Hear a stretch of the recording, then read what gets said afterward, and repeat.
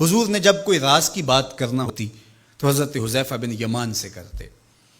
تو فرماتے ہیں کہ میں چونکہ حضور کے ساتھ نماز نہیں پڑھ سکا تھا، کافی وقت گزر گیا، تو ماں نے مجھے اجازت دی حضور کی خدمت میں حاضر ہونے کی۔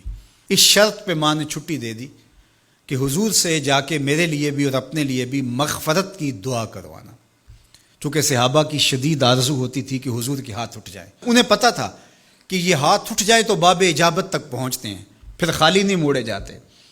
تو کہا کہ حضور سے میرے لیے اور اپنے لیے مغفرت کی دعا کروانا۔ ماں نے اجازت دے دی تو یہ حضور کی خدمت میں آئے۔ کہتے ہیں میں نے مغرب کی نماز پڑھی اور سلام پھرا تو میرے دل میں تھا کہ حضور سے ملوں اور کہوں کہ حضور میرے لیے، میری ماں کے لیے مغفرت کی دعا کر دیجئے، لیکن حضور نوافل میں ایسے مشغول ہوئے کہ مجھے موقع نہ مل پایا، حتیٰ کہ عشاء کا وقت ہو گیا۔ عشاء کی اذان پکاری جانے لگی، حضور نے نماز عشاء پڑھائی، سلام پھرا تو میرے دل میں تھا کہ ماں نے جاتے ہی پوچھنا ہے کہ دعا کروائی تھی تو کیا جواب دوں گا۔ مغرب کی نماز کی چھٹی ملی، عشاء بھی ہو گئی اور میں عرض نہیں کر سکا۔ تو میں ابھی سوچ ہی رہا تھا کہ حضور حجرہ انور کی طرف بڑھ گئے۔ اب جنہوں نے مسجد نبوی کی حاضری کا شرف پایا ہے وہ جانتے ہیں کہ مصلی نبوی سے حجرہ رسول کا فاصلہ ہی کتنا ہے، اور جنہوں نے یہ شرف نہیں پایا میری دعا ہے کہ وہ اڑ کے مدینے چلے جائیں۔ سچی بات ہے، جس نے وہ شہر نہیں دیکھا اس نے کچھ بھی نہیں دیکھا۔ جنوں ویک کے اکھیاں ٹھر دیاں نے، جنوں ویک کے ٹھر دا سینہ ہے، ربا تیری ساری خدائی وچوں بس اکو شہر مدینہ ہے۔ آج اس وقت پوری دنیا کے اوپر جو وبا پھیلی ہے اس کی وجہ سے جہاں اور بہت ساری چیزیں ہمارے لیے اذیت اور دکھ کا ذریعہ ہیں، وہاں ایک بہت بڑا دکھ ہے کہ مسجد نبوی کے دروازے بھی بند ہیں۔ تو یہ دن تھے کہ حرم کی رونقیں دیکھنے والی ہوتی، مواج انور کے سامنے درودوں کی بہار ہوتی، مدینے میں بیٹھ کے حضور کے روضے کے سامنے حضور علیہ الصلاۃ والسلام کے شہر کی پکی ہوئی کھجوروں سے افطاری کرنے کا اپنا ہی لطف ہوتا۔ آج مدینے کے لوگ بھی ترس رہے ہیں۔ بچپن سے لڑکپن تک اور لڑکپن سے جوانی تک اور جوانی سے بڑھاپے تک 80 سال عمر ہو گئی، جنہوں نے رمضان المبارک کا روزہ مسجد نبوی سے باہر کبھی کھولا ہی نہیں، آج اپنے گھروں کی چھتوں پہ کھڑے ہو کے میناروں کو دیکھتے اور چیخیں مار رہے ہیں۔ اللہ اس وبا کے دن مختصر کر دے اور اس امت کے لیے آسانیاں پیدا کر دے۔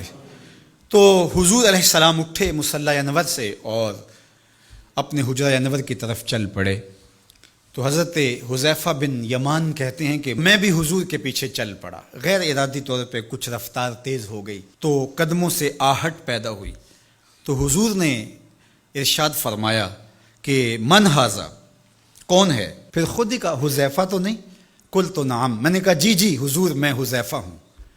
تو آقا کریم علیہ السلام نے کوئی توقف کیے بغیر فرمایا ما حاجتوں کا غفر اللہ لک ولی امک، اللہ تجھے بھی بخش دے، تیری ماں کو بھی بخش دے، کس کام آئے ہو؟ اب حذیفہ بن یمان کہتے ہیں جو کام تھا وہ تو جنبش لب سے پہلے ہو گیا، یہاں تو لفظوں کا سہارا نہیں لینا پڑتا، وہ بند لبوں کی بولیاں سمجھتے ہیں۔ تو کہتے ہیں کہ جو حاجت تھی وہ تو پوری ہو گئی، یہی تو کہنا تھا کہ حضور میرے لیے اور میری ماں کے لیے مغفرت کی دعا کیجیے۔ پھر حضور نے ارشاد فرمایا قال ان ھذا ملک لم ینزل الارض قط قبل ھذہ اللیلہ، اے حذیفہ یہ فرشتہ ہے جو اس رات سے پہلے زمین پر کبھی نہیں آیا، یہ پہلی مرتبہ آیا ہے۔ استاذن ربہ ان یسلم علیہ، اس نے رب سے اجازت مانگی تھی، مالک تیرے محبوب کو سلام نہ کر رہا ہوں، مجھے سلام کرنے آیا ہے، لیکن ساتھ ساتھ مالک نے کہا کہ جا رہے ہو میرے محبوب کے پاس سلامی پیش کرنے کے لیے تو ایک تحفہ بھی لیتے جاؤ، تو وہ بھی مجھے دینے آیا ہے۔ تو وہ تحفہ کیا ہے سنو، بے انا فاطمہ سیدۃ نساء اہل الجنہ، مجھے خوشخبری دینے آیا ہے کہ آپ کی بیٹی فاطمہ جنتی عورتوں کی سردار ہے، اور وَأَنَّ الْحَسَنَ وَالْحُسَيْنَ سَيِّدَا شَبَابِ اہل الجنہ، اور حسن اور حسین فاطمہ کے بیٹے جنتی جوانوں کے سردار ہیں۔ یہ آج خوشخبری لے کر کے میرے پاس مجھے سلام کرنے آیا ہے۔ تو یہ ملکہ جنت ہیں، خاتون جنت ہیں، سیدہ نساء اہل جنت ہیں۔ کہتے ہیں کہ جب حضور علیہ الصلاۃ والسلام کو سیدہ فاطمہ الزہرا رضی اللہ تعالی عنہا کوئی بات کرتی تھی تو حضور ان کی بات کو نہیں ٹالتے تھے، ان کی بات مان لیتے تھے۔ تو آج ہم سیدہ فاطمہ الزہرا رضی اللہ تعالی عنہا کی وساطت سے حضور کی بارگاہ میں استغاثہ پیش کرتے ہیں کہ اس امت مرحوم پہ اللہ سے رحم کی خیرات مانگیں اور اللہ میرے وطن کی خیر کرے، امن، رحمت اور کرم نوازیوں کے اجالے اور نور نصیب ہو، میری قوم کی بیٹیوں کو اسوہ فاطمہ کے اجالے عطا ہوں۔